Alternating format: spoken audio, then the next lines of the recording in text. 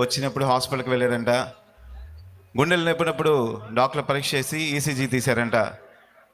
ఇది first ECG అండి. తను హాస్పిటల్లో నొప్పిగా ఉన్నప్పుడు డాక్టర్ పరీక్ష చేసి ఈసీజీ తీశారు. ఈ రిపోర్ట్ చూసి డాక్టర్లు అయితే నీకు ఒక వాల్వ్ బ్లాక్ అయిపోయిందయ్యా, ఖచ్చితంగా నీకు స్టంట్ వేయాలని చెప్పారంట. తల్లిదండ్రులు తను కూడా మొత్తం కంగారు పడ్డారంట. ఇంత చిన్న వయసులో ఇప్పుడే స్టంట్ వేయటం ఏంటి, గుండెలో వాల్ బ్లాక్ అవటం ఏందని ఆ రిపోర్ట్ తీసుకొని ఇంటికి వచ్చారంట. మేము తర్వాత కలుస్తామని చెప్పి డాక్టర్ గారితో ముందు ప్రస్తుతానికి మందులు రాయండి అని చెప్పారంట. వారైతే ఒక 5 డేస్కి మందులు వాడండి, మీకైతే ఖచ్చితంగా స్టంట్ పడాల్సిందే, ఒక వాల్ పూర్తిగా బ్లాక్ అయిపోయిందని చెప్పారంట. వీళ్ళు ఆ రిపోర్ట్ తీసుకొని కుటుంబం అంతా దేవుని సన్నిధిలో ప్రార్థన చేశారంట.